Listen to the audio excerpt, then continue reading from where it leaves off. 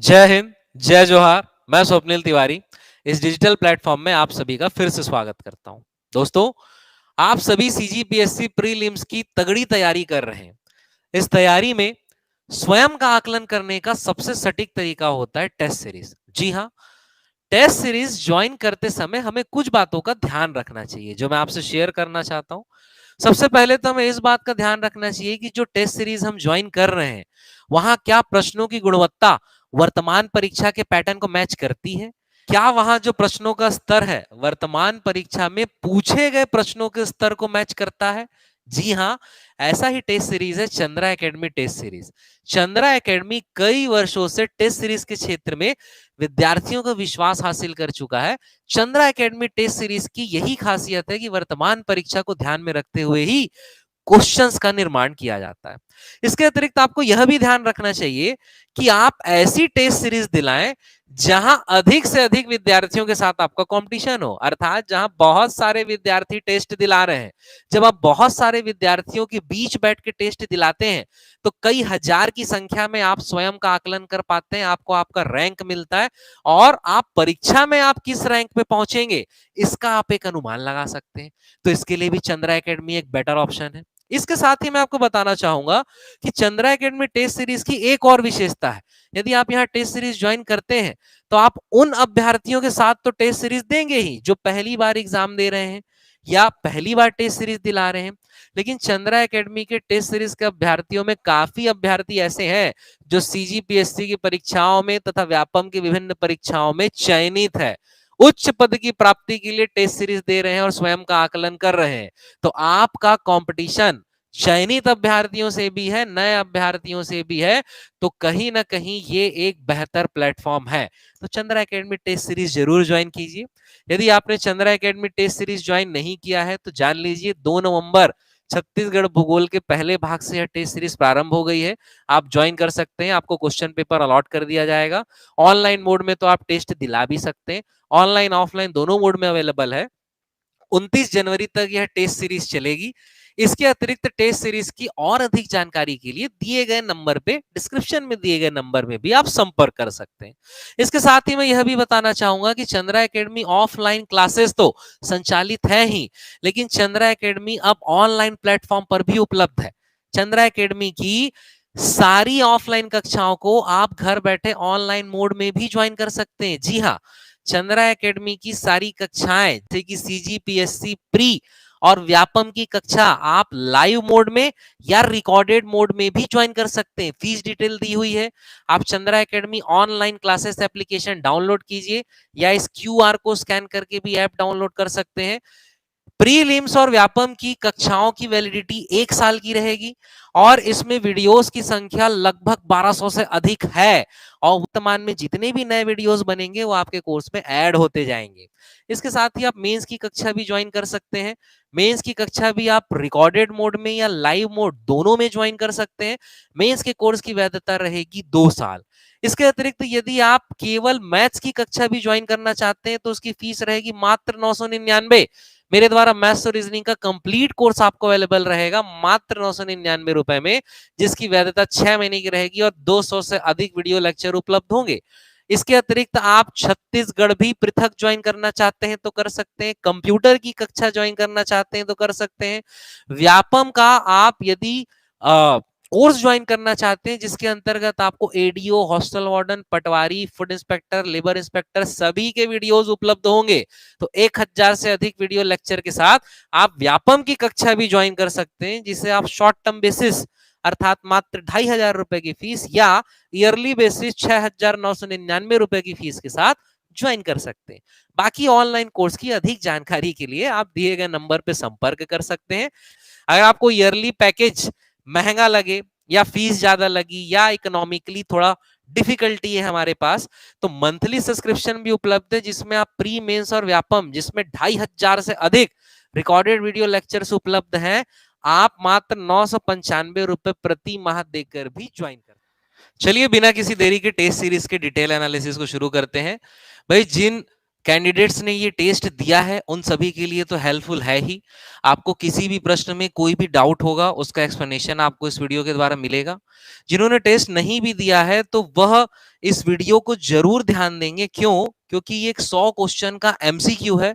100 question का ये एक पहला वीडियो है और ऐसे बहुत सारे वीडियो की सीरीज आपके लिए हम लेकर के आएंगे। तो ये जो वीडियोस हैं ये आपके एक मास्टर रिवीजन, क्विक रिवीजन का कार्य करेंगे, आपके रिवीजन में काफी हेल्पफुल रहेंगे। तो चलिए बिना किसी देरी के शुरू करते हैं।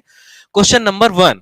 क्वेश्चन नंबर 1 हमसे ये कह रहा है कि सीमांत उच्च भूमि के संबंध में विचार करें। छत्तीसगढ़ का मैदान चारों ओर से उच्च भूमियों से घिरा हुआ है। जी हाँ भाई, बिल्कुल सही है।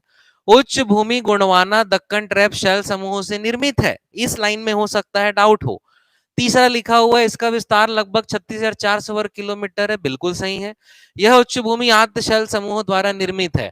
दूसरा और चौथा में कुछ कैंडिडेट्स को डाउट हो सकता है। तो देखिए भाई, ध्यान रखिए इस बात को कि छत्तीसगढ़ राज्य ग्रंथ अकेडमी की जो भूगोल की पुस्तक है एलन वर्मा, उसमें साफ साफ लिखा हुआ है कि छत्तीसगढ़ राज्य की सीमांत उच्च भूमि आद्य शैल गोंडवाना और दक्कन ट्रैप के द्वारा निर्मित है। इसीलिए रेफरेंस के तौर पे हमने इन दोनों को भी सही लिया और इस प्रकार आपका आंसर होगा ऑप्शन नंबर डी। चारों कथन हमारे सही हैं। आप यहाँ पर ये लॉजिकल पॉइंट ध्यान रख सकते हैं कि भाई आद्य शैल गहराई में ही होता है और दक्कन और गोंडवाना आपको लगेगा कि भाई दक्कन तो पाट प्रदेशों में है या गोंडवाना तो यहाँ नहीं है। चूंकि छत्तीसगढ़ राज्य ग्रंथ अकेडमी में ऐसा लिखा हुआ है इसीलिए आंसर इसे भी माना जाएगा अगर किसी एग्जाम में पूछा जाता है तो। दूसरा में कुछ इन बातों का भी ध्यान रखना चाहिए कि कुछ ऐसे फैक्ट होते हैं जो आम परीक्षाओं के लिए तो बिल्कुल अलग रहेंगे, लेकिन सीजीपीएससी के द्वारा अगर कोई फैक्ट माना जा रहा है तो हमें उस एग्जाम के अकॉर्डिंग ही उस फैक्ट को मानना है। ऐसे एक दो प्रश्न आएंगे, आगे देखते हैं। चलिए अगले प्रश्न में आते हैं। Question number 2। क्वेश्चन नंबर 2 लिखा है कोरबा जिला के संबंध में सत्य कथन का चयन करें। क्या लिखा हुआ है? कोरबा शहर को ऊर्जा नगरी की संज्ञा दी जाती है। जी भाई, बिल्कुल सही है। इस जिले का गठन 1998 में हुआ। बिल्कुल सही है। कोरबा जिला छत्तीसगढ़ के सर्वाधिक जिलों को स्पर्श करने वाला जिला है। जी हाँ, ये भी कथन बिल्कुल सही है। छत्तीसगढ़ की तैयारी में आप बेसिक नॉलेज में इसे आप जरूर पढ़ते हैं। कोरबा सारणगढ़ और रायगढ़ जिले के साथ अपनी सीमा बनाता है। कोरबा सारणगढ़ के साथ अपनी सीमा नहीं बनाता, इसीलिए ये कथन गलत हो जाएगा। बुका जलाशय कोरबा जिला के अंतर्गत शामिल है। जी हाँ, बिल्कुल, बुका जलाशय तो बहुत फेमस है, कोरबा जिला में ही शामिल है। तो इस प्रकार हमारा उत्तर होगा 1, 2, 3 और 5। तो 1, 2, 3 और 5 यानी ऑप्शन नंबर बी। चलिए आगे चलते हैं। इसके बाद हमारा अगला क्वेश्चन नंबर 3 ये कह रहा है कि निम्न में से नदी एवं सहायक नदी की जोड़ी जो है सुमेलित नहीं है। देखते हैं भाई क्या लिखा हुआ है यहाँ पर। महानदी बोरई नदी, जी हाँ बिल्कुल सहायक नदी है। शिवनाथ नानकट्टी नदी बिल्कुल सहायक है।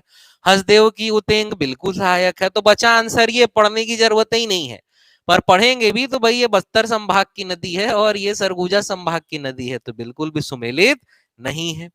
चलिए अगले क्वेश्चन में आते हैं। क्वेश्चन नंबर 4 हमसे कह रहा है निम्न में से कौन सा जलप्रपात और जिला सुमेलित नहीं है। कोटली जलप्रपात बलरामपुर में है। बिल्कुल सही है। चूल जलप्रपात कोरिया में है। बिल्कुल सही है। सात देव धारा जलप्रपात महासमुंद में है। बिल्कुल सही है। इसको चेक करना ही नहीं है, ऑप्शन डी आपका आंसर है। और चेक करेंगे पढ़ेंगे तो सूरतगढ़ जलप्रपात आपका कांकेर जिला के अंतर्गत नहीं है। सूरतगढ़ जलप्रपात है दंतेवाड़ा जिला में, ध्यान रखेंगे। डंकनी नदी पर है सूरतगढ़ जलप्रपात। चलिए आगे चलते हैं। अगला देखते हैं क्वेश्चन नंबर 5। क्वेश्चन नंबर 5 लिखा हुआ है कि परियोजना के संबंध में कुछ कथन दिए गए हैं, इनमें से सत्य कथन का चुनाव करें। सिकासार परियोजना की स्थापना पैरी नदी में हुई है, 1975 को की गई है। बिल्कुल सही है, पैरी नदी पे 1975 में की गई है। संजय गांधी खारंग जलाशय की स्थापना खारंग नदी में 1910 में हुई है। बिल्कुल गलत है, स्थापना 1920 में हुई है, ध्यान रखेंगे 1920। तांदुला परियोजना प्रदेश की प्रथम परियोजना है। बिल्कुल सही है। जिसकी स्थापना बेमेतरा जिले में की गई है। ये वाली लाइन हमारी गलत है, चूंकि ये हमारी गलत है इसलिए इकलौता सही क्या हो जाएगा हमारा, सीकासार परियोजना की स्थापना ऑप्शन नंबर ए। ठीक है, बालोद जिले में है भाई तांदुला परियोजना, बेमेतरा में नहीं है। चलिए अगले क्वेश्चन में आते हैं। Question number 6। क्वेश्चन नंबर 6 हमसे कह रहा है कि बोध घाट परियोजना के संबंध में सत्य कथन बताइए।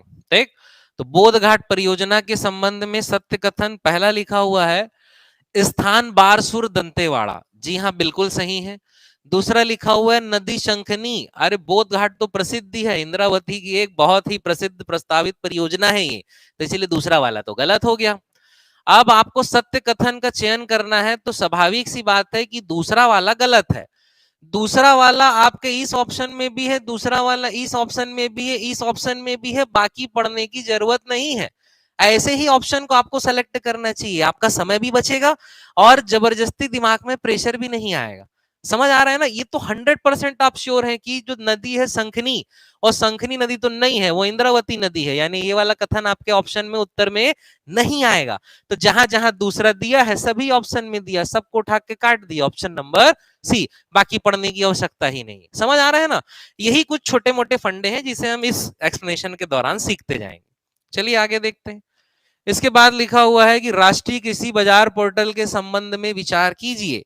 राष्ट्रीय कृषि बाजार, ठीक है, ई नाम, ई नेशनल एग्रीकल्चर मार्केट, देश के 585 कृषि उपज मंडियों को जोड़ा गया है, चिन्हांकित किया गया है। जी हाँ, ये कथन तो बिल्कुल सही है।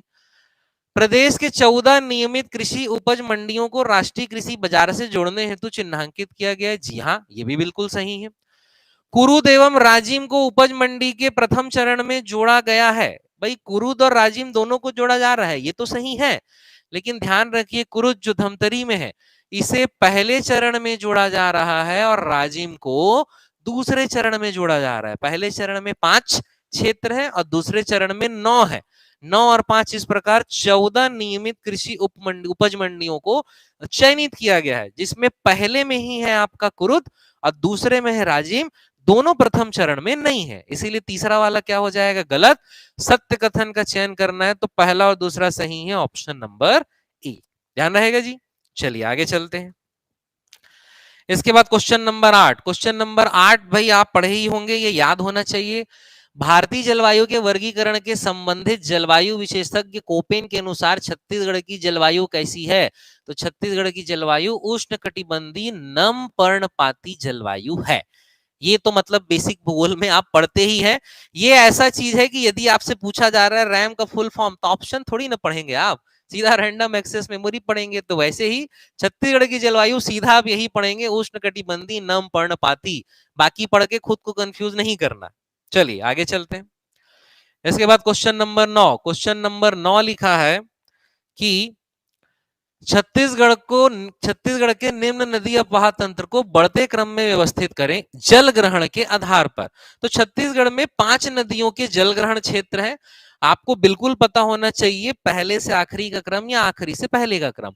तो सबसे छोटा जो अपवाह क्षेत्र है वो है नर्मदा। क्या नर्मदा यहां पर दिया हुआ है? नहीं है। फिर हम बात करें दूसरा जो उससे अगला बड़ा है वो है ब्राह्मणी। ब्राह्मणी दिया है? जी हाँ, ब्राह्मणी दिया है। तो जल ग्रहण के आधार पर यदि हमें बढ़ते क्रम में जमाना है तो सबसे पहले कौन आएगा? ब्राह्मणी। और तीसरा वाला केवल एक ही ऑप्शन में पहले नंबर में है, बाकी में नहीं है, तो बाकी आपको चेक नहीं करना है, सीधा ऑप्शन नंबर सी ही आपका आंसर होगा। समझ में आ रही है चीजें? तो जिन चीजों में आप 100% श्योर है उसमें बाकी ऑप्शन चेक करके प्रेशर नहीं लेना चाहिए। चलिए आगे चलते हैं, अगले क्वेश्चन को देखते हैं। अगला क्वेश्चन हमारा लिखा हुआ है कि भाई अर्ध मध्यम कृषक, अर्ध मध्यम कृषक ऐसे कृषक को कहा जाता है जिनके पास, तो अर्ध मध्यम कृषक के पहले हम जान लेते हैं भाई सीमांत कृषक। सीमांत कृषक आपके ऐसे कृषक रहेंगे जिनके पास 1 हेक्टेयर से कम भूमि है, वो कहलाएंगे आपके सीमांत कृषक। अगर लघु कृषक की हम बात करें जिनके पास 1 से 2 हेक्टेयर भूमि है, वो क्या कहलाएंगे? लघु कृषक। और जिनके पास 2 से 4 हेक्टेयर भूमि है वो क्या कहलाएंगे? अर्ध मध्यम कृषक। इसीलिए आपका आंसर क्या होगा? Option number C. ध्यान रहेगा भाई। चलिए आगे चलते हैं। Question number 11। खाद्यान्न फसल के अंतर्गत उत्पादन किए जाने वाला फसल रागी है। ठीक, तो रागी जो है वो रबी फसल है, खरीफ फसल है, जायद है पूछ रहे, तो ये भी वही क्वेश्चन है। आपको अगर पता है तो बाकी ऑप्शन क्यों पढ़ेंगे? रागी है आपका खरीफ फसल, तो सीधा ऑप्शन नंबर बी आपका आंसर है। इजी क्वेश्चन है, इजी और सिंपल क्वेश्चन को हम ज्यादा एक्सप्लेन नहीं करेंगे। आगे बढ़ते हैं, अगले क्वेश्चन में आते हैं। अगला question, question number 12। Question number 12 हमें ये कह रहा है कि छत्तीसगढ़ में पाई जाने वाली मिट्टियों के संबंध में असत्य कथन कौन सा है? असत्य ना, देखिए सत्य और असत्य, सुमेलित है और सुमेलित नहीं है, और असुमेलित है।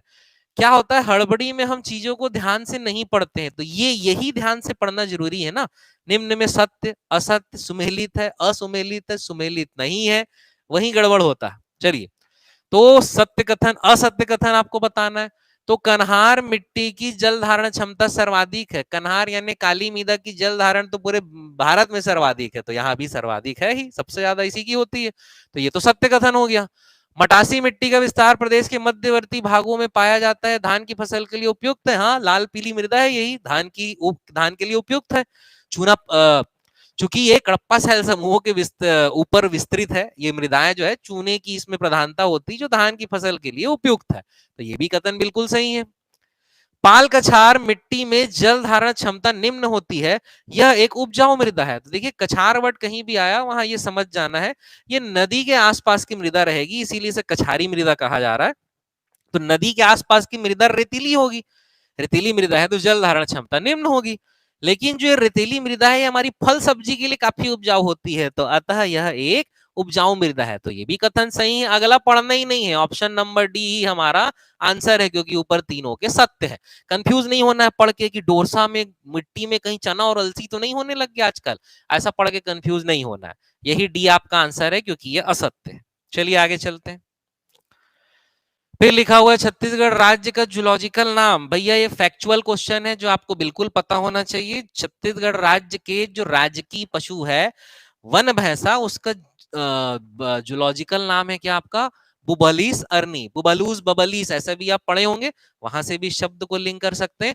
हड़बड़ी में जो बिसिका बाइसन लिखा है इसको टिक नहीं कर देंगे, गलत हो जाएगा आंसर। फिर लिखा है गढ़बो नवा छत्तीसगढ़ को राज्य का प्रतीक वाक्य कब बनाया गया? तो गढ़बो नवा छत्तीसगढ़ को राज्य का प्रतीक वाक्य 5 जून 2019 को बनाया गया है। ये भी आपका एक फैक्चुअल क्वेश्चन है जो आपको पता होना चाहिए। चलिए आगे चलते हैं। अगला क्वेश्चन लिखा हुआ है आपका, नया रायपुर का नामकरण अटल नगर कब किया गया है? ठीक है, तो नया रायपुर का नाम अटल नगर अगस्त 2018 में किया गया है, ध्यान रखेंगे। अटल नगर आपका अगस्त 2018 में, फैक्चुअल क्वेश्चन है। छत्तीसगढ़ के आधिकारिक राज्य गीत में कुल कितनी नदियों तथा कितने जिलों का उल्लेख हुआ है?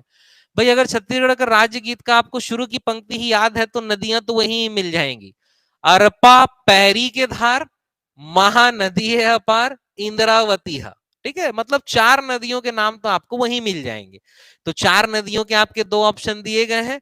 आपको साफ साफ याद रखना है कि छत्तीसगढ़ के राजकीय गीत में 4 नदियां और कितने जिले हैं? 7 जिले हैं, 8 जिले नहीं है। ठीक है, चलिए आगे चलते हैं। क्वेश्चन नंबर 17 में आते हैं। क्वेश्चन नंबर 17 है भाई हमारा कूट मिलाने वाला, जोड़ी बनाने वाला क्वेश्चन है। इसको मैं एक स्क्रीन में ले आता हूं आपके लिए।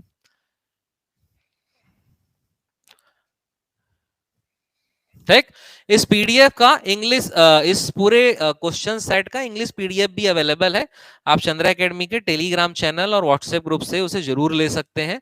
चंद्रा एकेडमी के टेलीग्राम ग्रुप से जरूर जुड़िए, जहां आपको नए नोटिफिकेशन और टेस्ट सीरीज से संबंधित सारी डिटेल भी आपको मिलेगी। साथ ही चंद्रा एकेडमी का ऑफलाइन और ऑनलाइन टेस्ट सीरीज और चंद्रा एकेडमी की ऑफलाइन और ऑनलाइन सभी कक्षाएं संचालित है, उसकी अधिक जानकारी के लिए आप संपर्क कर सकते हैं। चलिए आगे देखते हैं क्या लिखा हुआ है यहाँ पर। छत्तीसगढ़, सूची मिलाना है आपको। छत्तीसगढ़ में जो संस्था है और स्थापना का वर्ष है। देखिए, जोड़ी बनाओ के क्वेश्चन को जब भी बनाना रहे तो पहले आप इसे मत पढ़िए, मेरी एक सलाह है, पहले आप ऑप्शन को पढ़िए। ऑप्शन को पढ़ने से क्या होता है, जब भी आप ऑप्शन पढ़ेंगे तो देखेंगे ये जो ए वाला है, ये ए वाला में 4 भी है, 3 भी है, 2 भी है, 1 भी है। यानी अगर ये ए वाला एग्जैक्ट आपको पता है, छत्तीसगढ़ राज्य संघर्ष मोर्चा, तो बाकी पढ़ने की आवश्यकता नहीं। बात समझ में आ रही है क्या? ऐसा और बाकी ऑप्शन है, यहाँ 3 ठो 4 है, यहाँ 2 2 है और 2 3 है, यहाँ 3 ठो 1 है। हो सकता है यहाँ पर कंफ्यूजन होगा। अगर आपको पता है छत्तीसगढ़ राज्य संघर्ष मोर्चा, छत्तीसगढ़ राज्य संघर्ष मोर्चा की स्थापना कब हुई है? 1998। अगर आपको पता है तो केवल इस एक लाइन से ही आपका आंसर आ जाएगा, ऑप्शन नंबर ए। कुछ डाउट है तो दूसरा वाला चेक कर सकते हैं। छत्तीसगढ़ भातृत्व संघ, छत्तीसगढ़ भातृत्व संघ का गठन कब किया गया है? 1967। छत्तीसगढ़ शोषण विरोधी मंच का कब किया गया है? 1946। ठाकुर प्यारेलाल सिंह।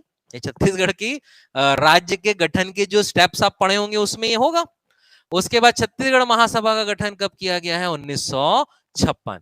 तो जोड़ी बनाओ वाले क्वेश्चन जब भी बनाएंगे कोशिश करेंगे पहले ऑप्शन देखें। ऐसा ही ऑप्शन समझ में आ रहा है ना? ये ए में ये जो चीजें दी गई है ये ए में सभी अलग है। अगर ए आपको 100% पता है तो बाकी चेक करने या जबरदस्ती पढ़ के कंफ्यूज होने की आवश्यकता नहीं है। थोड़ा ऐसा अप्रोच को फॉलो करिए, देखिए मददगार सिद्ध होता है या नहीं। चलिए अगला क्वेश्चन देखते हैं, क्वेश्चन नंबर 18। क्वेश्चन नंबर 18 इस तरफ देखते हैं। क्वेश्चन नंबर 18 हमसे क्या कह रहा है? क्वेश्चन नंबर 18 हमसे ये कह रहा है कि अल्बाका की पर्वत श्रेणियां, अल्बाका की पर्वत श्रेणियां निम्न में से कौन सी बेसिन में है? तो जो भाई अल्बाका की पर्वत श्रेणियां है, अल्बाका बीजापुर जिले में है एग्जैक्ट। अगर हम देखें अब बीजापुर जिला कहाँ है ये आपको सोचना है। तो कोटरी महानदी का मैदान है तो कांकेर है, यहाँ नहीं होगा। गोदावरी सबरी का मैदान जी हाँ हो सकता है, अबू जमाड़ तो नहीं, और जसपुर तो हो ही नहीं सकता। तो ऑप्शन नंबर बी, बीजापुर उच्च भूमि की सबसे ऊंची चोटी है अल्बाका, ध्यान रखेंगे। चलिए क्वेश्चन नंबर 19 देखते हैं। क्वेश्चन नंबर 19 हमसे कह रहा है कि असत्य कथनों का चयन करें। ठीक, असत्य कथन को चुनिए। छत्तीसगढ़ का अक्षांशीय स्थिति, असत्य चुनना है ना, सत्य नहीं। छत्तीसगढ़ का अक्षांशीय स्थिति 1746 से 24/5 पूर्वी देशांतर, अक्षांशीय स्थिति पूर्वी देशांतर में कैसे होगा? इसीलिए ये वाला कथन क्या हो गया आपका? असत्य हो गया। छत्तीसगढ़ का देशांतरी स्थिति 80-15 से 84-24 उत्तरी अक्षांश, देशांतरी स्थिति उत्तरी अक्षांश में नहीं होगा, इसीलिए ये भी कथन क्या हो गया आपका? गलत। छत्तीसगढ़ की देशांतरी लंबाई अक्षांशी लंबाई से कम है, जी हाँ, देशांतरी लंबाई इतनी सी है और अक्षांशी तो इतनी लंबी है, तो इसीलिए ये वाला कथन सही है। हमारा उत्तर क्या होगा? केवल कथन नंबर जो 3 है। असत्य कथन को चुनिए, सॉरी असत्य कथन को चुनिएंगे तो हमारा यहां पर आंसर क्या हो जाएगा? असत्य कथन है केवल 1 और 2, सत्य कथन है केवल 3, असत्य कथन है हमारा 1 और 2। ठीक है, ध्यान रखेंगे। देखिए हड़बड़ी में मैं भी केवल 3 को पकड़ लिया था, तो असत्य कथन है हमारे केवल 1 और 2। ठीक, चलिए आगे चलते हैं। इसके बाद हमारा अगला question, question number 20। Question number 20 भी हमसे असत्य कथन पूछ रहा है। निम्न में से असत्य कथन कौन सा है? तो असत्य कथन की हम बात करें, पहला लिखा है मध्य प्रदेश की दक्षिण पूर्वी भाग से पृथक होकर छत्तीसगढ़ बना है। भाई बिल्कुल सही है। छत्तीसगढ़ 8 राज्यों की सीमा से घिरा हुआ है, बिल्कुल गलत है। अब बिल्कुल गलत है, अब इसको आगे तो पढ़ने का कोई मतलब नहीं है, फिर भी एक बार पढ़ लेंगे। मध्य प्रदेश के साथ छत्तीसगढ़ के 9 जिले सीमा साझा करते हैं। देखिए कुछ विद्यार्थियों को हो सकता है डाउट होगा कि छत्तीसगढ़ 9 जिलों को स्पर्श कर रहा है या 8। बहुत सारे पब्लिकेशन के अकॉर्डिंग 9 जिले हैं, और जैसे कि मैंने पहले भी कहा है कि जब तक एग्जाम में किसी आंसर को आधार न मान लिया जाए तब तक आपको वही लेकर चलना है। अगर किसी एग्जाम में छत्तीसगढ़ में एमपी राज्य 8 जिलों को स्पर्श करता है, अगर ऐसा ले लिया, ऐसा तभी होगा जब वो खैरागढ़ जिला से अपनी सीमा बनाएगा, लेकिन अभी वर्तमान में राजनांदगांव से सीमा बना रहा है, इसीलिए 9 जिले इसके अंतर्गत आएंगे। तो अभी आप 9 ही जिला लेकर के चलिए उनके लिए जिन्हें कुछ डाउट है। जिन्हें डाउट नहीं होने तो बहुत अच्छी बात है। छत्तीसगढ़ का सबसे कम अंतरराज्यीय सीमा वाला जिला धमतरी है, बिल्कुल सही, केवल ऑप्शन नंबर बी गलत है, ये आपका आंसर होगा। चलिए क्वेश्चन नंबर 21 में आते हैं। क्वेश्चन नंबर 21 हमसे क्या कह रहा है, इसको थोड़ा छोटा कर लेते हैं। क्वेश्चन नंबर 21, ठीक है, सुमेलित करना है सेल समूह को और सेल समूह के बाद उधर उसमें मिलने वाले खनिज को। तो भाई देखिए फिर से बोल रहा हूं, ऑप्शन चेक करना जरूरी नहीं हर बार आपकी किस्मत अच्छी रहे। आप यहाँ पहला ऑप्शन देखेंगे तो 2 भी है, 1 भी है, 3 भी है, 4 भी है, सब अलग है। यहाँ भी 1 2 3 4 है, यहाँ भी 1 2 3 4 है, यहाँ भी 1 2 3 4 है, सब में 1 2 3 4 है, यानी ये सबसे रिस्की वाला है। एग्जैक्ट आपको चारों को देखना रहेगा, तो एग्जैक्ट चारों को देखेंगे तो देखिए आर्कियन सेल समूह का संबंध किससे है? नीस से है। पहले का दूसरा, ए वाले का आएगा दूसरा, ए वाले का दूसरा, केवल कौन सा दिया है? Option number A. और आर्कियन का संबंध नीस से है, इसमें तो आप 100% श्योर रहेंगे, तो मेरे ख्याल से बाकी को आपको देखने की आवश्यकता नहीं है, सीधा ऑप्शन नंबर ए को टिक मार के आप आगे बढ़ सकते हैं। ठीक है, चलिए आगे चलते हैं। अगला क्वेश्चन हमें दिया है, अगला क्वेश्चन हमारा लिखा हुआ है बिजौरा पहाड़ किस पठार का हिस्सा है। तो बिजौरा पहाड़ ये तो फैक्चुअल चीज है, पेंड्रा लोरमी पठार का हिस्सा है, बहुत ज्यादा नहीं सोचना है।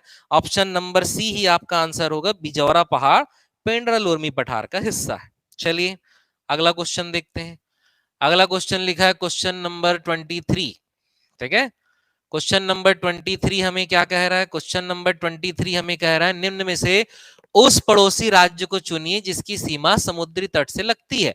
तो छत्तीसगढ़ के पड़ोसी राज्य को हमें देखना है जिसकी सीमा समुद्र से लगती है, सॉरी छत्तीसगढ़ से नहीं, जिसकी सीमा समुद्र से लगती है। तो भाई उड़ीसा भी छत्तीसगढ़ का पड़ोसी राज्य, आंध्र प्रदेश भी, तेलंगाना भी है, पर तेलंगाना हमें पता है भू आवेष्टित राज्य है, इसीलिए इसका आंसर क्या होगा, उड़ीसा और आंध्र प्रदेश, अर्थात ऑप्शन नंबर ए, 1 एवं 2। चलिए आगे चलते हैं। क्वेश्चन नंबर 24, क्वेश्चन नंबर 24 हमें क्या कह रहा है, ऊपरी महानदी बेसिन को ऊपरी नर्मदा बेसिन से अलग करने वाली श्रेणी। ऊपरी महानदी बेसिन और महानदी बेसिन की हम बात करें और नर्मदा की बात करें, भाई नर्मदा का उद्गम अमरकंटक मैकल से हो रहा है, जो अमरकंटक के या मैकल श्रेणी के कहा पश्चिम दिशा में बह रही है, और महानदी मैकल के इधर पूर्वी क्षेत्र में महानदी बेसिन, यानी उनके बीच का जल विभाजक कौन होगा, मैकल श्रेणी ही होगा। ठीक, चलिए क्वेश्चन नंबर 25 आते हैं, जुड़ी बनाओ वाला फिर से क्वेश्चन है, ऐसे छोटा कर लेते हैं, जोड़ी बनाओ। देखिए जोड़ी बनाओ की हम बात करें तो यहाँ पे बहुत सारे हमें ऑप्शन दिए गए, नवीन जिला और स्थापना के क्रम आपको जोड़ी बनाना है। तो देखिए अब छत्तीसगढ़ की आप तैयारी कर रहे हैं एग्जाम की, तो कुछ नवीन जिलों का क्रम आपको पता ही होना चाहिए। जैसे एक बेसिक फैक्ट तो पता ही होना चाहिए कि सबसे आखिरी जिला जो 33वां जिला बना है वो कौन है, शक्ति है, ये तो सबसे पहले पता ही होना चाहिए। तो अगर मैं शक्ति की बात करूं तो शक्ति कौन सा है, सॉरी 33वां जिला है। शक्ति हमारा अगर 33वां जिला है तो ए का क्या आएगा, 5, ए का 5 वाला ये ऑप्शन है और ये ऑप्शन है, यानी बी और डी तो आपका आंसर कभी नहीं हो सकता। ठीक, उसके बाद आपको पता होना चाहिए कि भाई सबसे पहले जो जिला बना है, मतलब 28 जिलों के बाद, ऐसे ऐसे आप क्रम याद रखिए। इधर बना है मोहिला मानपुर सबसे पहले, मोहिला मानपुर 29वां, इधर बना है सारंगढ़ बिलईगढ़ 30वां। ठीक, फिर इसके ऊपर आ जाना है खैरागढ़ छुई खदान गंडई बना है 31वां, फिर उसके ऊपर बना है आपका मनेन्द्रगढ़ चिरमिरी भरतपुर 32वां।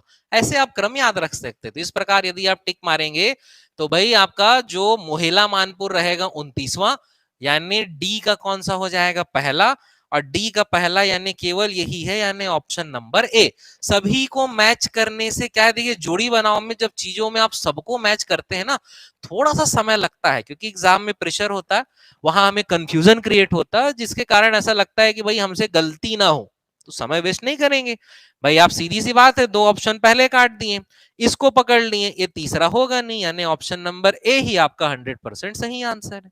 चलिए आगे बढ़ते हैं। इसके बाद क्वेश्चन नंबर 26 में आते हैं, चमर ढाल किस बेसिन का हिस्सा है, भाई रायगढ़ बेसिन का हिस्सा है, फैक्चुअल क्वेश्चन है। हसदो मांड बेसिन के अंतर्गत आता है आपका चमर ढाल, और हसदो मांड बेसिन का जो क्षेत्र है वो किस बेसिन में आएगा, रायगढ़ बेसिन। ठीक है, चलिए फिर सूची 1 और सूची 2 को सुमेलित कीजिए। ठीक, सूची 1 और सूची 2 को सुमेलित करना है। क्वेश्चन नंबर 27, इसमें क्या लिखा हुआ है, नदी है और उसका उद्गम है। अगर इधर इसका ऑप्शन आगे चला गया है तो मैं आपको यही बता देता हूं, ठीक है, ऑप्शन से भी इसे मैच कर सकते हैं। दूध नदी की हम बात करें तो दूध नदी का उद्गम कहां से होगा, मलाज कुंडम की पहाड़ी से होगा। शिवनाथ नदी की बात करें तो इसका उद्गम कहां से होगा, कोलगुल पठार से होगा। ठीक, लात नदी की बात करें तो कहां से होगा, रदन की पहाड़ी, और सूखा नदी की बात करें तो कहां से होगा, गौरागढ़ की पहाड़ी। इसे भी आप बिल्कुल ऑप्शन से देखिएगा, ऑप्शन से जल्दी बनाने का प्रयास कीजिएगा, क्योंकि अब ऑप्शन उस तरफ है, इसीलिए मैं आपको सीधा यही बता दे रहा हूँ। बेसिक है, सरल सरल है, बहुत ऐसा उद्गम नहीं है जिसके लिए बहुत डीप स्टडी की आवश्यकता हो। चलिए अगले क्वेश्चन में आते हैं, क्वेश्चन नंबर 28। क्वेश्चन नंबर 28 लिखा है, आपको छत्तीसगढ़ के नदियों के तटों में प्राकृतिक रूप से सोना खोजने को कहा जाए तो आप किन नदियों का भ्रमण नहीं करेंगे। छत्तीसगढ़ की वे मुख्य नदियां जहां सोना मिल रहा है वो है भैया आपका ईब नदी, उसकी सहायक मैनी नदी, सबरी नदी, आमनेर नदी। ऑप्शन देखेंगे, ईब नदी है, सबरी नदी, मैनी नदी है, केलो नदी। सोना नहीं है, कोयले के लिए प्रसिद्ध है, इसीलिए डी क्या आ जाएगा आपका आंसर, केलो नदी। सोना ढूंढना है तो केलो नदी नहीं जाना है, बाकी नदी जाना है। चलिए यहां पर आते हैं, पहाड़ियां और उसके अकॉर्डिंग जो जिला है उसे सुमेलित करना है। ठीक है, पहाड़ियों और जिले को सुमेलित करना है। ठीक, अब बैलाडीला की पहाड़ी देखिए, यहां भी आप ऑप्शन देखेंगे तो ये ऑप्शन आपका 1 2 3 4 है, समझिए इस चीजों को। यहाँ 2 ठो 3 है, यहाँ 2 ठो 1 है, और ये वाला भी 1 2 3 4 है। यानी आप सीधा इसे पकड़िए और इसे पकड़िए, ए वाले और डी वाले को पकड़िए, बाकी दोनों को मत पकड़िए। ए बैलाडीला, बैलाडीला कहाँ है, दंतेवाड़ा, पहले का तीसरा, 100% यही आंसर है। अब बैलाडीला दंतेवाड़ा तो आप श्योर ही है ना, और अगर हल्का सा डाउट हो तो इसे पकड़ लेना है। अगर आप बात कर रहे हैं माइकल, माइकल कहाँ है आपका, राजनांदगांव, यानी डी का दूसरा, डी का दूसरा, 100% सी ही आपका आंसर है। बाकी भी आप चेक कर सकते हैं। चलिए आगे चलते हैं। क्वेश्चन नंबर 30, क्वेश्चन नंबर 30 हमसे क्या कह रहा है, क्वेश्चन नंबर 30 हमसे ये कह रहा है कि सरगुजा बेसिन के संदर्भ में सत्य कथन क्या है। यह रिहंद नदी द्वारा निर्मित है। हाँ, सरगुजा बेसिन रिहंद और उसकी सहायक नदियों द्वारा निर्मित है, बिल्कुल सही है। यह देवगढ़ तथा मैनपाट छुरी पहाड़ियों से घिरा हुआ है। जी हाँ, इस तरफ आपका देवगढ़ है, पश्चिम दिशा की बात करें, और इधर नीचे दक्षिण दक्षिण पूर्व में छुरी और मैनपाट, ये सब पहाड़ियां हैं। ठीक, बिल्कुल सही है। चिरवेन पहाड़ी इस क्षेत्र में स्थित पर्यटन स्थल है। जी हाँ, बिल्कुल सही है। इस प्रकार उपरोक्त सभी कथन हमारे सही। ठीक, चलिए अगला क्वेश्चन देखते हैं। छत्तीसगढ़ के नदियों के निम्न समूह में से लंबाई के अनुसार किस समूह में नदियों का अवरोही क्रम है, यानी घटता क्रम, डिक्रीजिंग ऑर्डर में आपको बताना है। तो भाई सबसे लंबी नदी छत्तीसगढ़ की शिवनाथ नदी, और शिवनाथ नदी हमारे एक ही ऑप्शन में दिया है, तो पूरा चांस है कि यही सही आंसर है।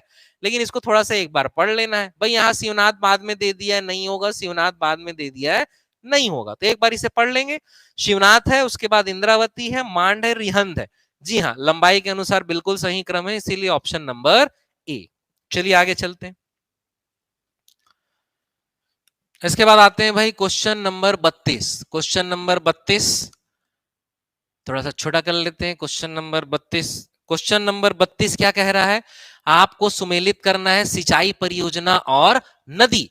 तो फिर से मैं बोल रहा हूं, ऑप्शन को आप देखेंगे, ऑप्शन आप देखेंगे, अगर सब अलग वाला मिल जाए तो पहले उसे देखना है, लेकिन इसमें नहीं है। इसमें आपका 1 2 3 3 है, 2 ठो 1 है, 2 ठो 3 2 ठो 2 है, और 3 ठो 4 है। तो इस प्रकार से यहां पर दिखाई दे रहा है। तो आप जिसको भी देखना चाहें आप देख सकते हैं। जैसे मैं सजेस्ट करूंगा, यहाँ 1 2 3 3 आपको दिख रहा है, तो चलो इसी को ही देखना शुरू करते हैं। संजय गांधी, संजय गांधी 1920 कौन सी नदी पर है, खारंग नदी पर है। पहले का क्या आएगा, तीसरा, पहले का तीसरा ये वाला है, ये वाला है, यानी ऑप्शन ए और बी तो आपका आंसर कतई नहीं हो सकता।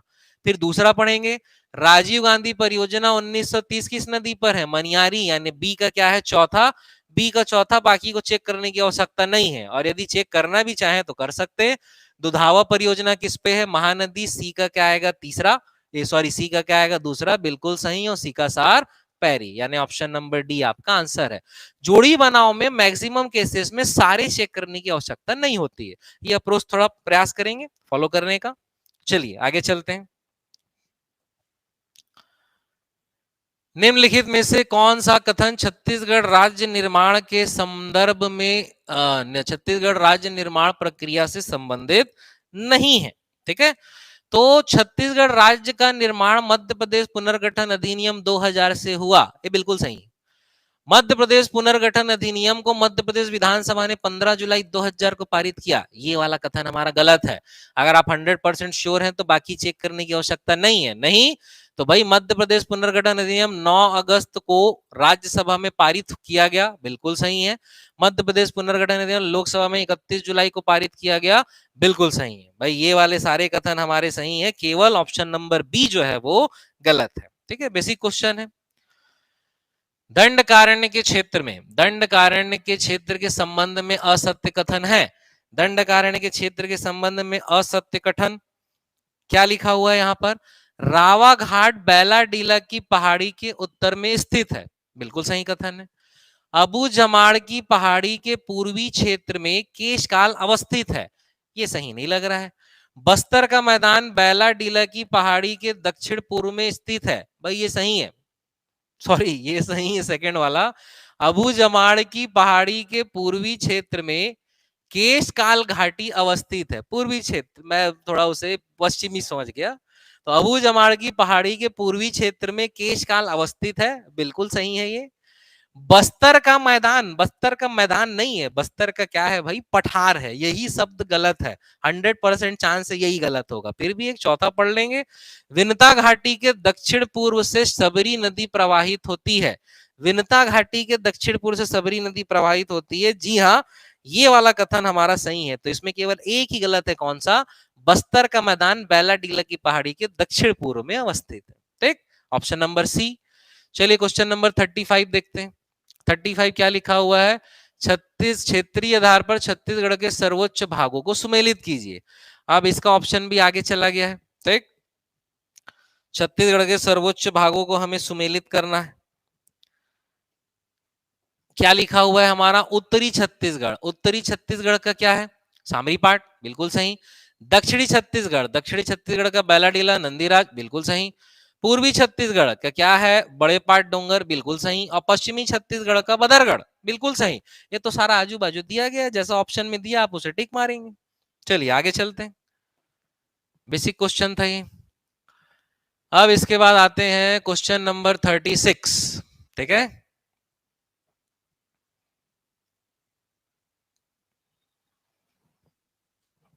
चलिए देखते हैं क्या लिखा हुआ है। क्वेश्चन नंबर 36 कह रहा है, निर्माण की विभिन्न अवस्थाओं में जशपुर कुसमी पाट, पाट कब कहलाया, ठीक है। पाट बेसिकली पठारी क्षेत्र ही है, छत्तीसगढ़ में इसे पाट कहा जाता है। तो देखिए क्रम सिंपल तौर पे याद रखिए, सबसे पहले छत्तीसगढ़ में शैल समूहों का निर्माण हुआ है, वो पहला क्रम है, ठीक। उसके बाद क्या हुआ है, नदियों के द्वारा उन शैलों का अपर्दन किया गया है, उसे काटा गया है और विभिन्न अलग अलग क्षेत्र में विभाजित किया गया, ये दूसरा क्रम है। उसके बाद जो विभिन्न अलग अलग क्षेत्र हैं, कुछ ऊंचे और उभरे क्षेत्र रह गए, जिन्हें पठारी क्षेत्र और छत्तीसगढ़ की स्थानीय भाषा में पाट क्षेत्र कहा गया, तो वो आपका तीसरा क्रम हो गया। जो ऊंचे उभरे हुए भूभाग है उन्हें क्या कह दिया गया, पाट क्षेत्र। और चौथा क्रम नदियों के द्वारा अपर्दन अभी भी जारी है, ये कौन सा है आपका, चौथा क्रम। तो छत्तीसगढ़ के निर्माण की प्रक्रिया में 4 क्रम, जो कि छत्तीसगढ़ राज्य ग्रंथ अकेडमी एक ऑथेंटिक बुक में लिखा हुआ है, इसीलिए वही क्रम आपको याद रखना चाहिए। पहला क्रम क्या है, छत्तीसगढ़ राज्य के शैलों का निर्माण। दूसरा, नदियों के द्वारा जो अपर्दन किया गया, विभिन्न घाटियों का निर्माण करके अलग अलग भूभाग में विभाजित किया गया है, वो दूसरा क्रम है।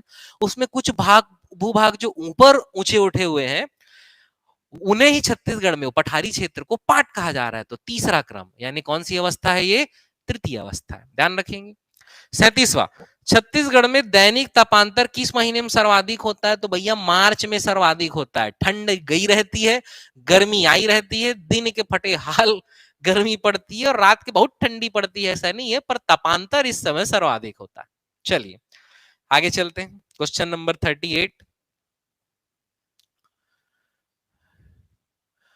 निम्न कथनों को पढ़िए और उपयुक्त में से सही कथन का चयन कीजिए, ठीक है।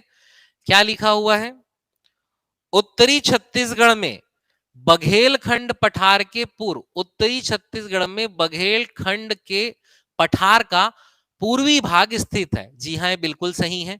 बघेलखंड पठार 2 भागों में, पूर्वी छत्तीसगढ़ में और उसके अलावा पश्चिमी या बघेलखंड का है मध्य प्रदेश में। दक्षिणी छत्तीसगढ़ दंडकारण्य पठार के नाम से आना जाता है, बहुत बेसिक लाइन है, बिल्कुल सही है। छत्तीसगढ़ का मध्य भाग छोटा नागपुर पठार से घिरा है, ये तो बिल्कुल गलत है। छत्तीसगढ़ के उत्तर पूर्वी क्षेत्र में आपका रहेगा छोटा नागपुर पठार, ठीक। तो सही कथन का हमें चयन करना है, तो केवल पहला और दूसरा। चलिए आगे चलते हैं, क्वेश्चन नंबर 39, क्वेश्चन नंबर 39 और 40 देखते हैं एक साथ। क्वेश्चन नंबर 39, छत्तीसगढ़ के मैदान का ढाल किस दिशा में है, तो भाई छत्तीसगढ़ के मैदान का ढाल बहुत बेसिक क्वेश्चन है, किस दिशा में है, पूर्वी दिशा में। छत्तीसगढ़ मैदान की मुख्य नदी महानदी है, मुख्य नदी की ढाल जिस दिशा में रहेगी उसी दिशा में पूरे क्षेत्र की ढाल रहेगी, तो पूर्व। छत्तीसगढ़ महासभा के गठन के संबंध में असत्य कथन को चुनिए। दिनांक 28 जनवरी को गठन हुआ, बिल्कुल सही है भाई। अध्यक्ष खूबचंद बघेल, बिल्कुल सही है। महासचिव दशरथ चौबे, बिल्कुल सही है। लेकिन अगर हम संयुक्त सचिव द्वारिका प्रसाद की बात करें तो इनका संबंध भातृत्व संघ से था, न कि छत्तीसगढ़ महासभा से। इसीलिए ऑप्शन नंबर डी जो असत्य है वही हमारा आंसर। चलिए आगे चलते हैं। क्वेश्चन नंबर 41, ठीक है भाई। देखिए 100 क्वेश्चन का एक्सप्लेनेशन है, इसीलिए थोड़ा अब 10-10 क्वेश्चन यदि हम एक्सप्लेन करें एक वीडियो में तो हम उसे आधे एक घंटे तक एक एक ऑप्शन को भी समझा सकते हैं, लेकिन हमें एक रिवीजन के तौर पे इसे देखना है। और बहुत जो सिंपल फैक्ट है उसे बहुत डीप में हमें नहीं देखना है, इसीलिए थोड़ा सा हम इसे स्पीड से देख रहे हैं। इससे क्या है, आपका भी समय बचेगा और हम ज्यादा से ज्यादा टेस्ट के और ज्यादा से ज्यादा विषयों के प्रश्नों को कवर कर सकेंगे। चलिए आगे चलते हैं। क्या लिखा हुआ है, निम्न में से कौन सा जोड़ा छत्तीसगढ़ के मिट्टियों का प्रकार एवं उसका गुण सुमेलित है? ठीक है, तो कौन सा सुमेलित है आपको बताना है। डोरसा लाल रंग की बलुआ मृदा नहीं होती। कन्हार जो है वो पहाड़ी मृदा नहीं होती, पत्थर युक्त तो होती नहीं है। मटासी चिकनी काली नहीं होती, बचा भाटा वाला ही आपका आंसर होगा। मुरुम युक्त मृदा होती है जिसमें छोटे छोटे पत्थर होते हैं। ठीक। बखोना चोटी, बखोना चोटी कहाँ है भैया? बखोना चोटी बहुत सिंपल क्वेश्चन है, फैक्चुअल क्वेश्चन है, इसमें आपको सोचने की जरूरत नहीं है। कहाँ है? जशपुर। ऐसे बोनस क्वेश्चन एग्जाम में आया करें, बिल्कुल दुआ करिए ऐसा, ऐसे बोनस क्वेश्चन आएंगे जो आपको मोटिवेट करेंगे। चलिए अब फिर से आते हैं यहां पर, जोड़ी बनाओ। ठीक है, यहां पर लिखा हुआ है आपका प्रयोगकर्ता, यानी छत्तीसगढ़ शब्द का प्रयोग का क्रम आपको बताना है। तो छत्तीसगढ़ शब्द का प्रयोग इन्होंने किया है, बाबू रेवाराम ने, दलपत राम राव ने, जेपी ब्लंट ने, गोपाल मिश्र ने, और कब किया है। ठीक। तो देखिए अगर इसमें आप अच्छे से श्योर हैं तो छत्तीसगढ़ शब्द का पहला उल्लेख खैरागढ़ रियासत के राजा लक्ष्मी निधि राय के दरबारी कवि दलपत राम राव की रचना में मिलता। ठीक है, दलपत राम राव की जो रचना थी, दलपत राम राव की रचना लक्ष्मी निधि राय सुनो चित दे गढ़ छत्तीस में न गड़ैया रही, इसमें सबसे पहले छत्तीसगढ़ शब्द का उल्लेख मिलता है।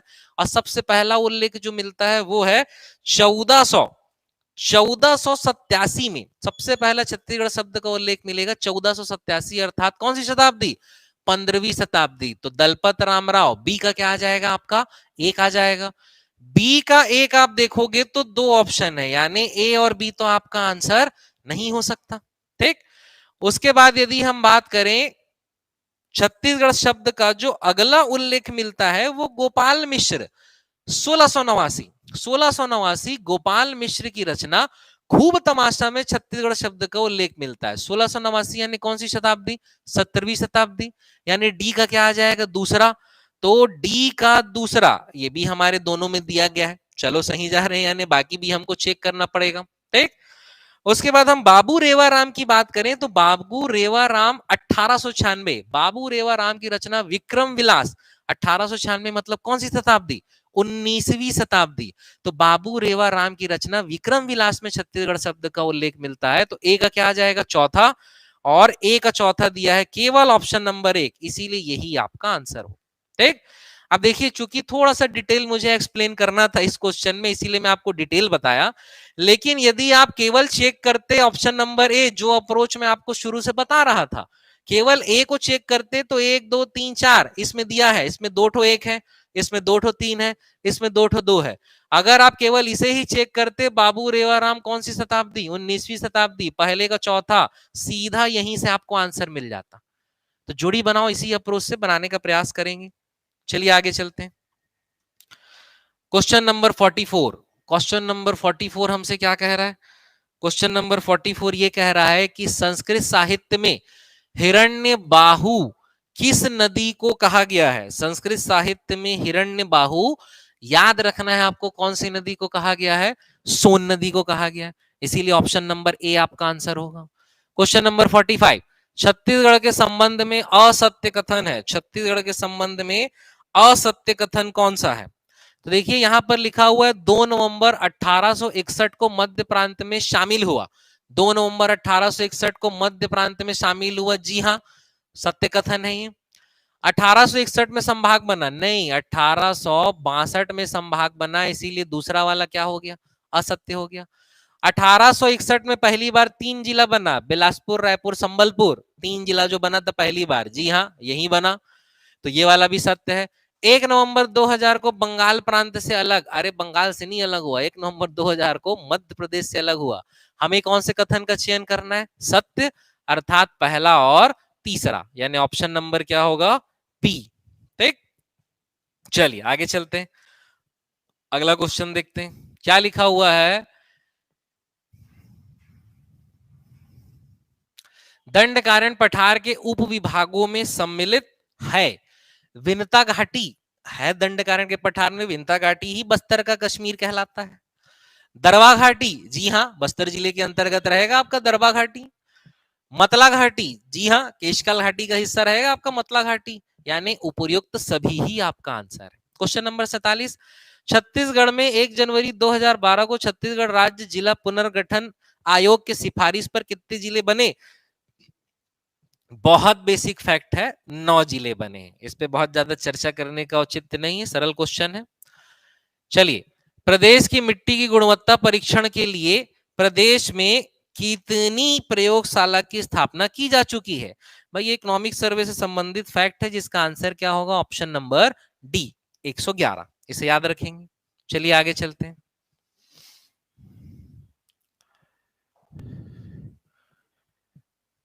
किस सेल समूह का उद्भव प्रोटोजोइक एरा में हुआ है, ठीक है, तो इसका आंसर होगा आपका धारवाड़। धारवाड़ सेल समूह का जो उद्भव है प्रोटोजोइक एरा में हुआ है। देखिए छत्तीसगढ़ के संदर्भ में जो जियोग्राफिकल की जो हिस्ट्री टाइमलाइन है, इससे बहुत क्वेश्चन बनते हैं, डीप में ऐसा नहीं है, लेकिन कुछ ऐसे एक दो शब्द आपको याद रखने हैं। तो याद रखना है कि किस सेल समूह का उद्भव प्रोटोजोइक एरा में हुआ है, तो किसका हुआ है, धारवाड़, ऑप्शन नंबर सी। प्रदेश में सूकर विकास हेतु स्थापित प्रजनन केंद्रों में परचमपाल, परचमपाल भी सम्मिलित है, यह किस जिले में है, तो परचमपाल कहां है भाई, बस्तर में है। अब जो बस्तर के रहने वाले हो तो जानेंगे ही, बाकी ये भी इकोनॉमिक सर्वे का एक फैक्ट है, एक लाइन है, इसे आपको याद रखना है। क्वेश्चन नंबर 51, केंद्रीय भूजल बोर्ड की 2017 की रिपोर्ट के अनुसार प्रदेश के 146 विकास खंडों में से कितने विकास खंड को भूजल की दृष्टि से सुरक्षित श्रेणी में रखा गया है। यह भी इकोनॉमिक सर्वे का एक फैक्ट है, जिसे आपको याद रखना है। इसका आंसर क्या होगा, ऑप्शन नंबर सी 122। ठीक है, चलिए आगे चलते हैं। इसके बाद क्वेश्चन नंबर 52, क्वेश्चन नंबर 52 हमसे क्या कह रहा है, होम गार्डन योजना, होम हर्बल गार्डन योजना के तहत रोग प्रतिरोधक क्षमता बढ़ाए जाने वाले औषधियों का वितरण प्रदेश सरकार द्वारा किया जा रहा है। इसके तहत वितरित औषधीय पौधे एलोवेरा भी है, अश्वगंधा भी है, स्टीविया भी है, गिलोय भी है और अड़ूसा भी है, सभी, यानी ऑप्शन नंबर डी इसका आंसर है। चलिए अगला क्वेश्चन देखते हैं।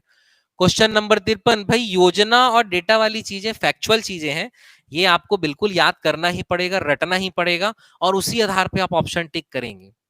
फिर यहाँ लिखा हुआ है, छत्तीसगढ़ राज्य औषधि पादप बोर्ड के मुख्य दायित्व हैं औषधि वनस्पतियों के संरक्षण, संवर्धन एवं विनाश विहीन विदोहन हेतु नीति तथा योजनाएं बनाना, बिल्कुल सही है।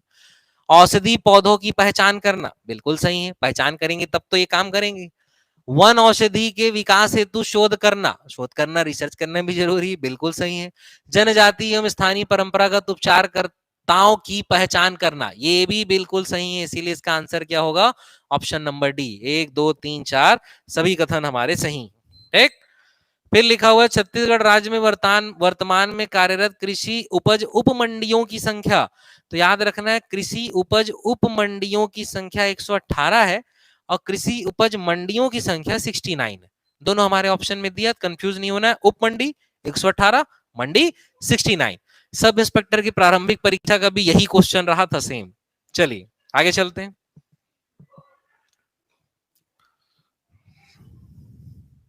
ठीक, ऐसे क्षेत्र जहां वर्षा 1300 से 1400 मिलीमीटर की होती है, तो याद रखना है 1300 से 1400 मिलीमीटर की वर्षा होती है आपके मध्यम क्षेत्र में।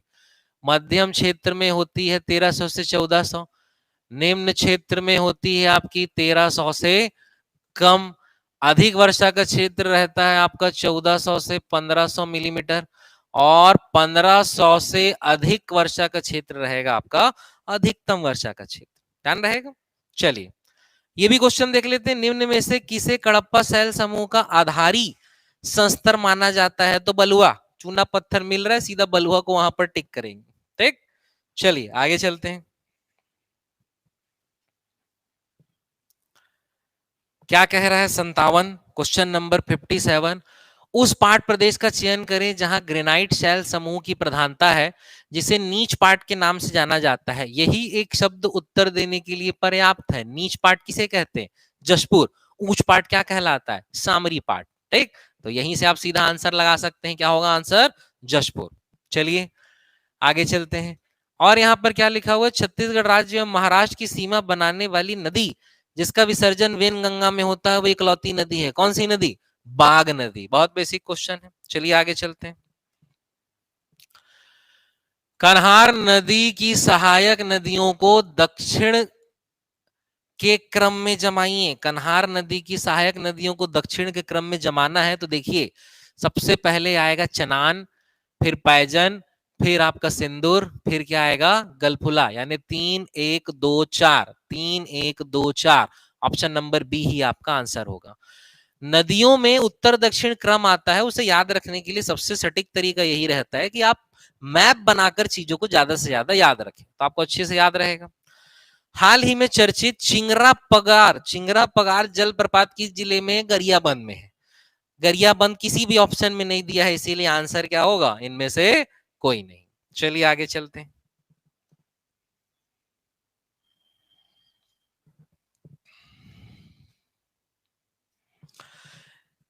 निम्न में से उस विकल्प का चयन करें जिसमें नदी किनारे बसा स्थल असत्य है।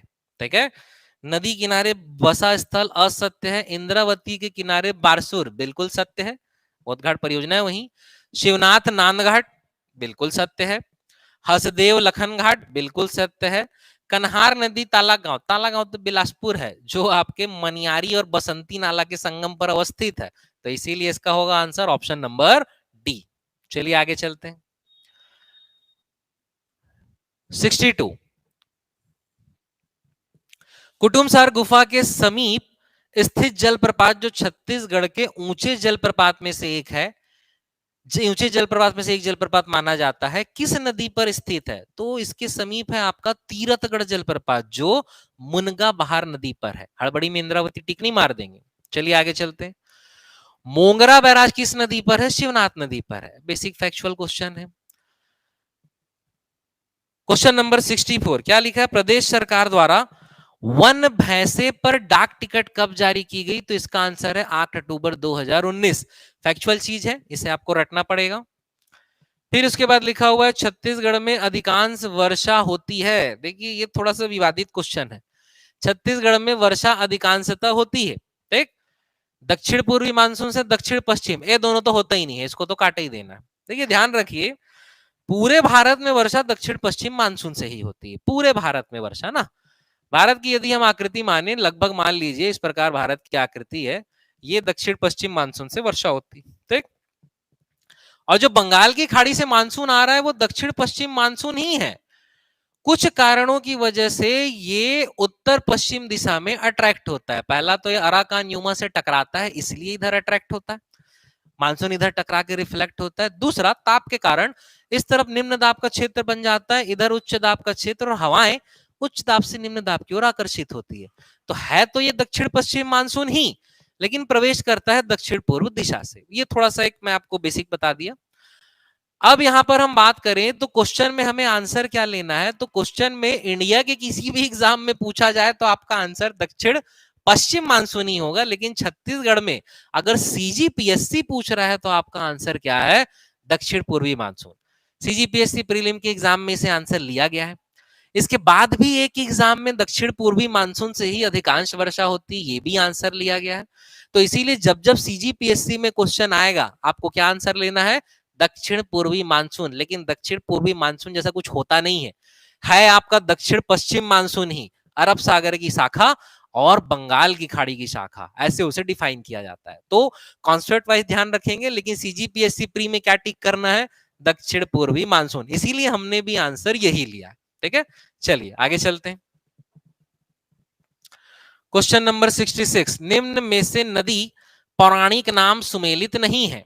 ठीक है, या सुमेलित, हाँ पौराणिक नाम सुमेलित नहीं है। महानदी नीलोत्पला है, शिवनाथ कसूनी है, रंड का रेणुका है, मांड का मतंग नहीं है। मांड नदी का है आपका मंदगा। ठीक है, मतंग नहीं है, ध्यान रखेंगे। क्वेश्चन नंबर 67, निम्न में से कौन सी नदी परियोजना कबीरधाम जिले में स्थित है।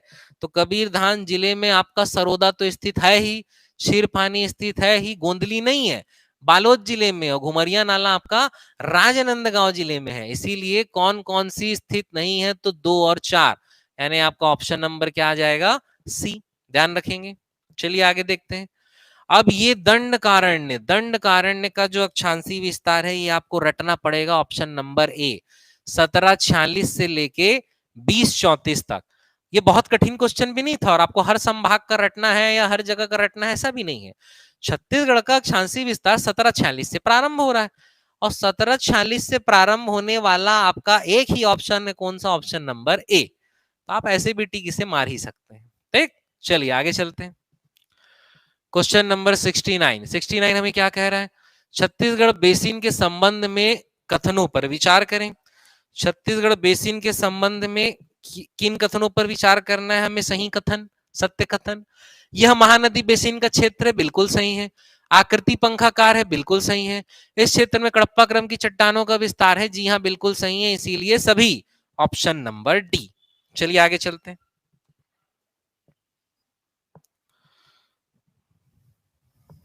क्वेश्चन नंबर 70, ठीक है, क्वेश्चन नंबर 70 की हम बात करें तो लिखा हुआ है कथन एक, हसदो मांड बेसिन का विस्तार छत्तीसगढ़ बेसिन के दक्षिण पश्चिम भाग में है। दक्षिण पश्चिम में नहीं है, उत्तर तरफ है, तो पहला तो गलत लग रहा है। दूसरा, हसदो मांड बेसिन का विस्तार कोरबा जांजगीर चांपा रायगढ़ जिले में, जी हाँ बिल्कुल सही है, यानी कथन एक गलत है और कथन 2 सही है। तो असत्य कथन का चयन करना है, तो असत्य कथन क्या होगा आपका, केवल 2। ध्यान रखना है ना, सत्य और असत्य किसका आपको चयन करना है। तो असत्य कथन का चयन, तो असत्य हमारा सॉरी, असत्य कथनों का चयन करना है ना, सॉरी, तो असत्य कथन हमारा कौन सा है, केवल कथन 1। सत्य और असत्य में ही डाउट होता है, ध्यान रखेंगे। ये वाला तो सत्य भाई, दूसरा वाला, पहला वाला क्या है, असत्य। चलिए, मांड एवं केलो नदी के मध्य जल विभाजक का पर्वत है। मांड एवं केलो नदी के मध्य, याद रखना है, कौन सी पहाड़ी होती है, उदयपुर की पहाड़ी। किसके किसके मध्य, मांड और केलो के मध्य है। ठीक है, चलिए आगे चलते हैं।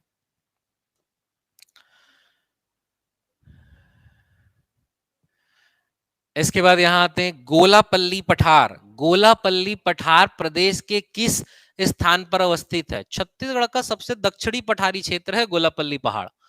तो खैरागढ़ तहसील बिल्कुल नहीं है, बस्तर जिला के मध्य भाग में बिल्कुल नहीं है, कोंटा तहसील के दक्षिण भाग हो सकता है, पत्थलगांव बिल्कुल नहीं है, इसीलिए ऑप्शन नंबर क्या होगा, सी। जो छत्तीसगढ़ का भौतिक विभाजन है दंडकारण्य, दंडकारण्य का जो सबसे दक्षिणी हिस्सा है वही कहलाता है गोलापल्ली पठार। ठीक है, मतलब गोलापल्ली पठार के नीचे फिर आपका शबरी गोदावरी का मैदान रहेगा, तो सबसे दक्षिणी पठारी हिस्सा है गोलापल्ली पठार। ठीक, फिर क्या लिखा हुआ है यहां पर, क्वेश्चन नंबर 73, छत्तीसगढ़ में किस मृदा का क्रम अधिकतम क्षेत्रफल दिखाता है। तो ये शब्द आपको रटना पड़ेगा, ये कहलाता है अल्फी सॉल, सर्वाधिक अल्फी सॉल ही रहेगा। ठीक है, चलिए आगे चलते हैं।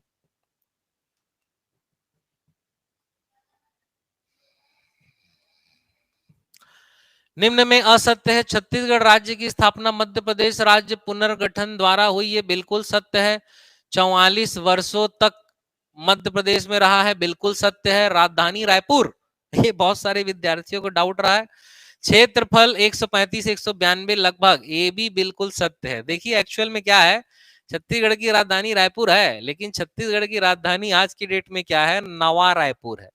राजधानी उसी जगह को माना जाता है जहां उसका सचिवालय हो, मंत्रालय हो, अवस्थित हो, और वो कहां पर है, हमारा नवा रायपुर में है, न कि रायपुर में। ध्यान रखेंगे। अब ये नहीं सोचना है रायपुर ही नवा रायपुर है। स्मार्ट सिटी योजना की हम बात करें, छत्तीसगढ़ के 3 शहर शामिल है, रायपुर, नया रायपुर और बिलासपुर। तो इसीलिए नवा रायपुर नया रायपुर अलग लेना है। चलो आगे चलते हैं। प्रदेश के किस जिले से कर्क रेखा की लंबाई सर्वाधिक है? तो प्रदेश के किस जिले में कर्क रेखा की लंबाई सर्वाधिक है? तो बलरामपुर में सर्वाधिक है। मनेन्द्रगढ़, भानु प्रतापपुर, चिरमिरी तो अब छोटा हो गया, सकरा हो गया। मेरिया था ही नहीं कुछ। सूरजपुर भी सकरा जिला ही था, वहां भी सर्वाधिक नहीं। चलिए आगे चलते हैं। क्वेश्चन नंबर 74 में आते हैं, सॉरी 76 में आते हैं। छत्तीसगढ़ निर्माण के समय कौन सा जिला नहीं बना था? तो छत्तीसगढ़ निर्माण के समय बीजापुर नहीं बना था। बीजापुर नारायणपुर बाद में अलग से बना है। ठीक है। छत्तीसगढ़ संग्राम मंच का गठन कब किया गया था? तो छत्तीसगढ़ संग्राम मंच का गठन किया गया था 1983। शंकर गुहा नियोगी, नाम याद रखना है। ठीक है। पूर्वी बघेलखंड पठार में अवस्थित चोटी है। पूर्वी बघेलखंड पठार की यदि हम बात करें तो गौरलाटा तो आपका दंडकारण्य में है, बदरगढ़ मैकल में है, बैलाडीला भी दंडकारण्य में। इसीलिए आंसर क्या होगा? इनमें से कोई नहीं। पूर्वी बघेलखंड पठार की चोटी आपका इनमें से कोई नहीं। क्वेश्चन नंबर 79, छत्तीसगढ़ की सबसे लंबी सीमा को छूने वाला राज्य कौन सा है? उड़ीसा है। चाहे जिले नए बने या ना बने, सबसे ज्यादा अंतरराज्यीय सीमा छत्तीसगढ़ की किस राज्य के साथ है? तो पहले नंबर में सॉरी उड़ीसा के साथ है, दूसरे नंबर में एमपी के साथ है। 80, जसपुर पाठ के संबंध में असत्य कथन को पहचानना है। जसपुर पाठ के संबंध में असत्य कथन, ठीक, क्या लिखा हुआ है? इसे ईब मैनी बेसिन भी कहते हैं। तो ईब और उसकी सहायक नदी मैनी बहती है, ईब और मैनी बेसिन कह सकते हैं, बिल्कुल सही। यह ऊपर घाट के अंतर्गत आता है, गलत है। जशपुर को नीच घाट या नीच पाट कहते हैं, और जो आपका सामरी है या आपका लहसुन पाट या कुसमी पाट है, ये क्या कहलाएगा? आपका ऊंच पाट कहलाता है। ठीक है। तो यह ऊपर पाट है, ये वाला गलत है। तो दूसरा आपका आंसर आएगा। यह सबसे बड़ा पाट है, बिल्कुल सही है। इसके पूर्व में ईब नदी काकिया क्षेत्र का निर्माण करती है, गलत है। यानी दूसरा और चौथा गलत है, यानी option number A. Option number A आपका यहां पर आंसर होगा। चलिए आगे चलते हैं। नाडापल्ली पहाड़ किस क्षेत्र में है? तो नड्डापल्ली पहाड़ बीजापुर में है। पल्ली पल्ली वर्ड आया ना तो बीजापुर की तरफ आप टिक मार सकते हो। आवापल्ली, नाडापल्ली, पोषणपल्ली, ये सब पहाड़ है और गुफाएं हैं। कहाँ है? बीजापुर के क्षेत्र में। ठीक, चलिए आगे चलते हैं। केश काल के संदर्भ में सत्य कथन है। केश काल के संदर्भ में सत्य कथन, इसे बस्तर का निकासी द्वार, अरे निकासी नहीं कहते हैं, क्या कहते हैं? प्रवेश द्वार कहते हैं। इसीलिए क्या हो गया? असत्य। यानी ऑप्शन नंबर 1 आंसर नहीं आएगा। यानी ये वाला ऑप्शन तो आप सीधा काट सकते हो, आपको सत्य कथन छाटना है। इसमें 12 मोड़ है, जी हाँ बिल्कुल सही है। उपस्थित घाटी केशकाल और तिलिन घाटी है, बिल्कुल सही है। केशकाल घाटी छत्तीसगढ़ बेसिन और बस्तर के पठार के बीच सीमा बनाता है, तो केशकाल घाटी इसके बीच सीमा बनाता है, जी हाँ ये भी बिल्कुल सही है। इसीलिए हमारा आंसर होगा क्या? 2, 3 और 4, पहला वाला नहीं होगा, ध्यान रहेगा। चलो आगे चलते हैं। अब आते हैं क्वेश्चन नंबर 83। क्वेश्चन नंबर 83, प्रदेश की निम्न चोटियों को उनकी ऊंचाई के अनुसार घटते क्रम में जमाइए। भाई टेस्ट सीरीज के दौरान इस क्वेश्चन को हमारे द्वारा डिलीट किया गया है। क्यों डिलीट किया गया है? मैं छोटा सा एक्सप्लेनेशन आपको बता देता हूं। अगर लाफागढ़ की बात करूं तो लाफागढ़ की चोटी है आपकी 1048, बदरगढ़ है आपकी 1176, डोंगरगढ़ की है 704, अब पलमागढ़ की है 1080। ठीक, अब आपको किस क्रम में जमाना है? घटते क्रम में जमाना है। घटते क्रम में जमाएंगे तो सबसे पहले क्या आएगा? बदरगढ़। यानी ये और ये ऑप्शन सही हो सकता है, सी वाला तो बिल्कुल गलत है। बदरगढ़ के बाद कौन सा आना चाहिए आपका? दूसरा नंबर पलमागढ़। लेकिन 3 के बाद दूसरा नंबर किसी भी ऑप्शन में नहीं है, इसीलिए इस क्वेश्चन को हमने क्या कर दिया था? इस सीरीज के अंतर्गत डिलीट कर दिया था। बाकी एक्सप्लेनेशन तो आपको क्लियर हो गया। ठीक, चलिए आगे चलते हैं।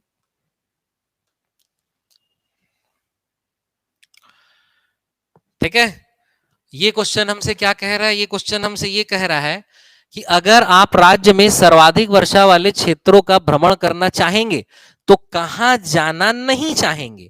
तो भाई स्वाभाविक है, सर्वाधिक वर्षा का क्षेत्र यानी कम वर्षा के क्षेत्र को आप पहले काटो। माइकल श्रेणी का पूर्वी भाग वृष्टि छाया क्षेत्र है, ये तो आएगा ही नहीं वहां पर, यहां पर नहीं जाना चाहेंगे। महानदी का जो मैदानी क्षेत्र है, मैदानी क्षेत्र में वैसे भी कम वर्षा होती है क्योंकि उच्च क्षेत्र नहीं है जो मानसूनी पवनों के सामने अवरोध बने और वर्षा करे। ठीक, तो इसीलिए मध्यवर्ती महानदी बेसिन। बाकी अबू जमाड़ की पहाड़ी में भी अच्छी खासी वर्षा होती है। देवगढ़ की पहाड़ी के उत्तरी भाग में अधिक वर्षा होती है, यहाँ तो सर्वाधिक वर्षा होती है। रायगढ़ बेसिन में भी सर्वाधिक वर्षा होती है। तो ये तीनों जगह वर्षा होती है। अब कहाँ नहीं जाना चाहेंगे? राज्य में सर्वाधिक वर्षा वाले क्षेत्र का भ्रमण करना है तो कहां नहीं जाएंगे? हम तीसरा और पांचवा नहीं जाएंगे, यानी ऑप्शन नंबर डी। ठीक है, संभल के टिक करेंगे। चलिए आगे चलते हैं।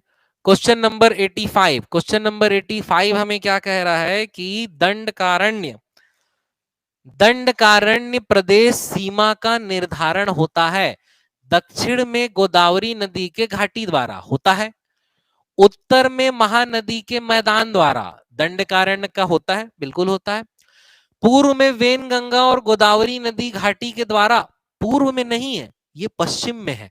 ये शब्द ध्यान रखना है ना, हड़बड़ी में गलत नहीं कर देना, इसीलिए ये वाला क्या होगा? गलत होगा। पश्चिम में सबरी नदी द्वारा, पश्चिम में सबरी नदी द्वारा नहीं है, पूर्व में सबरी नदी द्वारा, इसीलिए ये भी क्या हो जाएगा? गलत। तो पहला और दूसरा ही सत्य है और बाकी सभी असत्य है। ध्यान से बनाएंगे। चलिए आगे चलते हैं।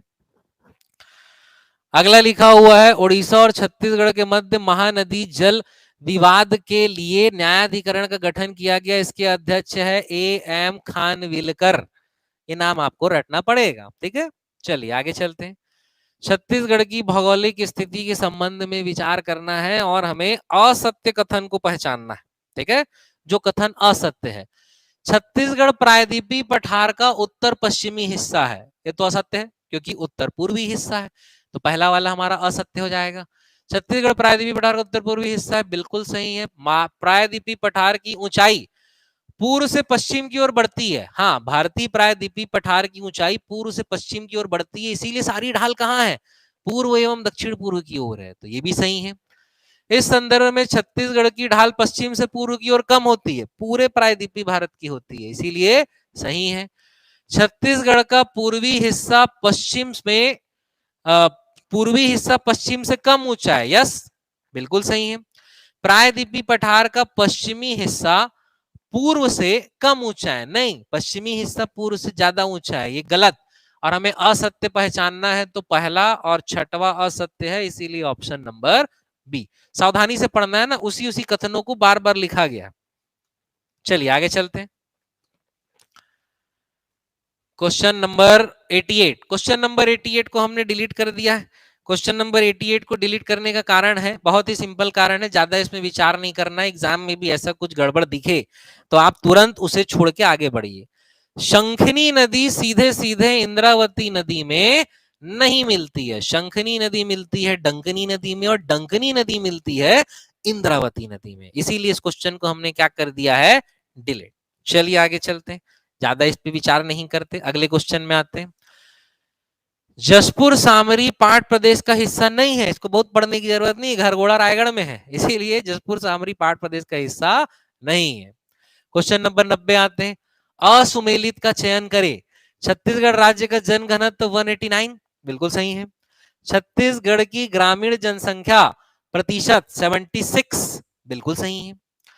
लिंगानुपात 0 से 6 991 तो छत्तीसगढ़ का कुल लिंगानुपात है।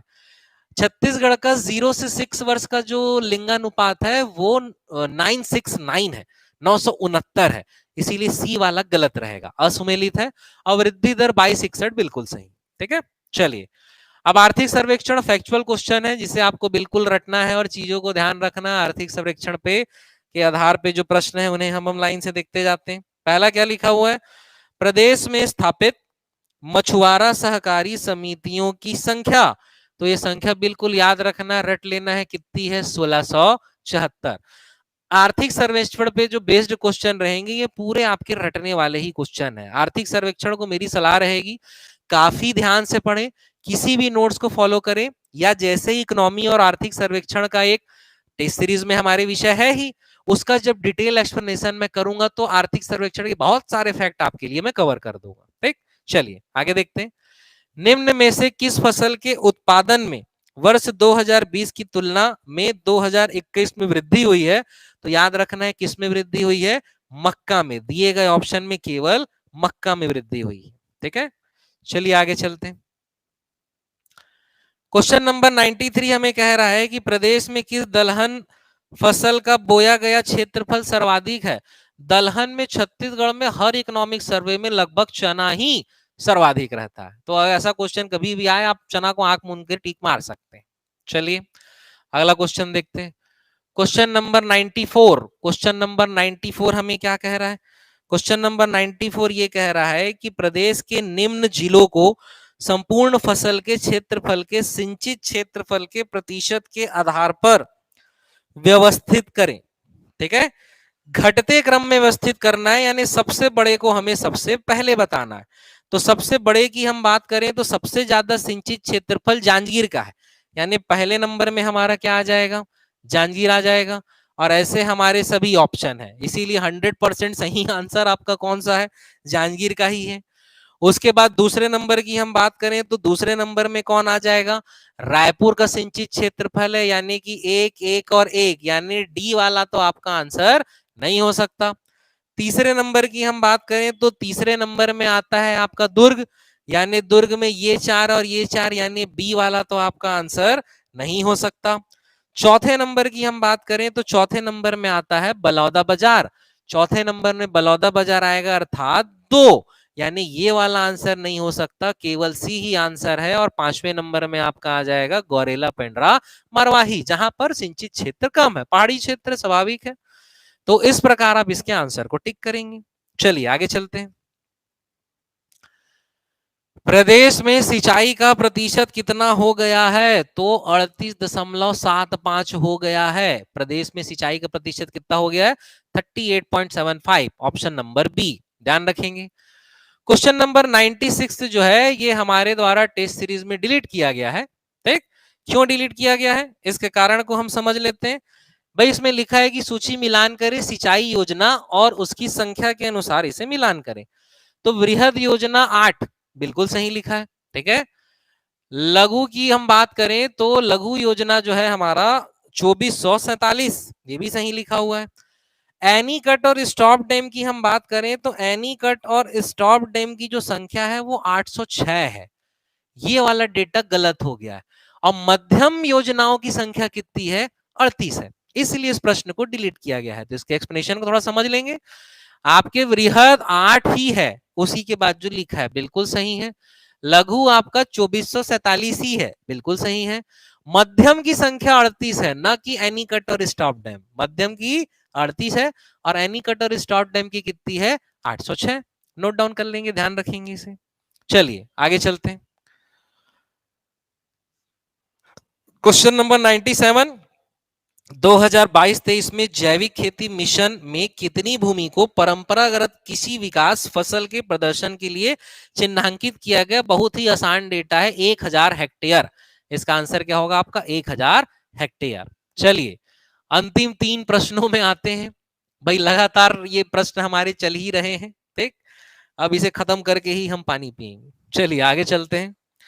क्वेश्चन नंबर 98 क्या कह रहा है, 98 कह रहा है कि राज्य में उत्पादित जैविक फसल के अंतर्गत उत्पादित सुगंधित धान की किस्में कौन सी है।